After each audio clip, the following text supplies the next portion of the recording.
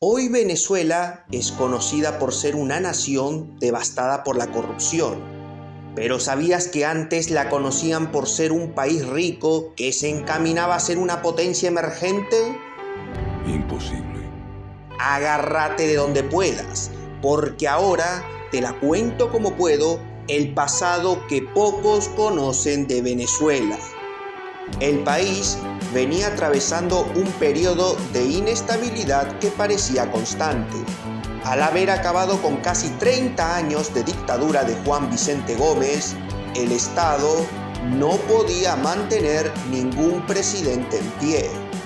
Durante la década del 40, caerían 2 gobiernos en manos de los militares, reflejando una crisis constante de gobernabilidad. Pero entrado en la década del 50, tomaría protagonismo Marcos Pérez Jiménez. Este sujeto no era ningún santito, pero sí era un hombre que quería ver a su patria florecer y que estaba dispuesto a todo con tal de cumplirlo. Siendo elegido por la Junta Militar como presidente y respaldado por una nueva constitución, Marcos tendría un periodo de 5 años para gobernar el país, lo cual aprovecharía al máximo. Las áreas en donde Venezuela tenía que mejorar eran varias. La mayoría de su población eran campesinos pobres, que vivían en ranchos con pisos de tierra, expuestos constantemente a enfermedades y sin posibilidad de acceder a la educación. La mayoría de ellos no podían ni acceder a una buena alimentación y crecían sabiendo que su único papel en la vida era trabajar en el campo. Mientras que los únicos que se beneficiaban de los ingresos petroleros eran la élite del país y las empresas extranjeras. Pero con Marcos, este modelo llegaría a su fin, ya que usaría el dinero del petróleo para invertir aún más en el bienestar de su pueblo y capacitación a futuro. Para conectar al país de norte a sur, mandaría construir puentes, avenidas y hasta inmensas autopistas, logrando acortar varias horas de viaje que antes parecían eternas, siendo la más reconocida la autopista Caracas-La Guaira, que conectó a su capital con su principal puerto. Estando consciente que el tiempo es oro, contrataría empresas, tanto nacionales como extranjeras, para que avanzasen en la transformación del país, generando que en varios puntos de la nación como Táchira, Maracay o Puerto La Cruz se construyeran plantas eléctricas, acueductos, cloacas y obras sanitarias tanto urbanas como rurales. El cambio era constante y la gente lo notaba. Se empezó a trabajar de día y de noche para poder cumplir los objetivos, lo que dio como fruto el Centro Simón Bolívar, un complejo urbanístico que alberga las famosas Torres del Silencio, que durante esos años representaron el símbolo de la modernidad venezolana. En cuanto a las familias que vivían en los ranchos precarios que protagonizaban el paisaje de Caracas, Marcos manda a construir los superbloques, una serie de apartamentos para que sean albergados por esas familias, que terminaría convirtiéndose en el proyecto de viviendas públicas más ambicioso e innovador de toda Latinoamérica, siendo la más reconocida la urbanización 2 de diciembre, que hoy se llama 23 de enero. Y en salud no se quedó atrás, no señor.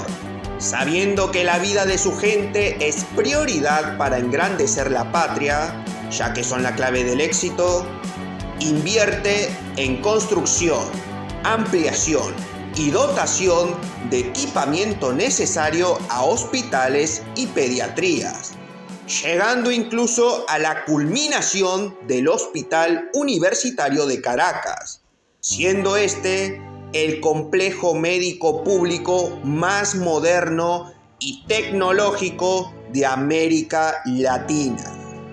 Para estas alturas, Venezuela comenzó a llamar la atención del mundo por su acelerado progreso.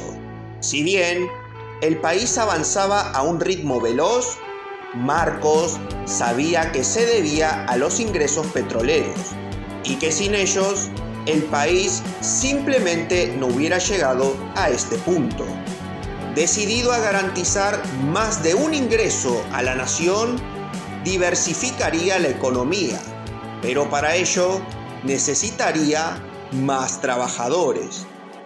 Al empezar a sobrar empleo en Venezuela, debido a que las obras requerían de mucho personal, el gobierno incentivaría la inmigración europea para que aportasen sus fuerzas y conocimientos para el avance del país, dejando atrás la devastación de la Segunda Guerra Mundial. Los inmigrantes recién llegados se adaptarían, logrando impulsar las industrias del país.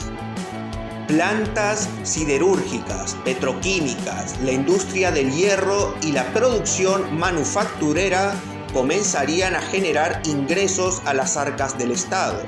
Si bien el petróleo seguía siendo la mayor fuente de ingresos, ya se había dado el primer paso para que a futuro no fuera el sustento principal.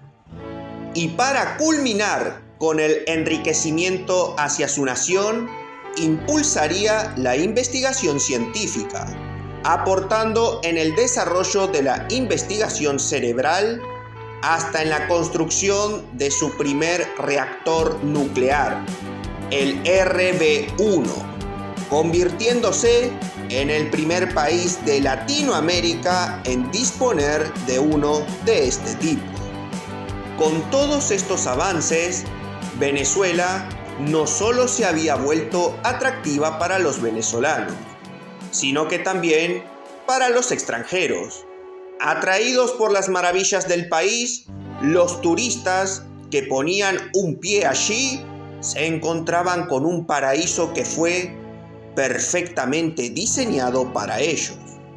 Hoteles deslumbrantes como el Tamanaco o el Humboldt atraían su atención. Los teleféricos de Caracas y de Médira les hacían apreciar la belleza del paisaje. Sumado a la calidez de los venezolanos, hacían que este país caribeño resaltara como el paraíso de Latinoamérica. Pero detrás de todo ese esplendor había un lado oscuro. ¿Se acuerdan que dije que este hombre no era ningún santito? ¿Y que estaba dispuesto a todo por levantar a su nación? Bueno, su gobierno perseguiría, censuraría, encarcelaría y torturaría a la oposición y a cualquier persona que viera como enemigo, lo que produjo que parte de la sociedad lo odiara. Los políticos aprovecharían esta brecha para unirse e incentivar al pueblo y al ejército a un levantamiento masivo que ocurriría el 23 de enero de 1958, provocando que Marcos Pérez Jiménez fuera derrocado, dejando inconcluso su proyecto de hacer de Venezuela una potencia mundial. Para cuando los partidos políticos vuelven a tener el protagonismo, el progreso que logró Marcos había impactado a tal punto que llegó a aparecer en la famosa revista Time. Esto fue una pequeña parte de la historia de Marcos, pero si querés conocer su historia completa y saber los motivos que lo empujaron a querer cambiar Venezuela, entonces mírate este video que no tiene desperdicio.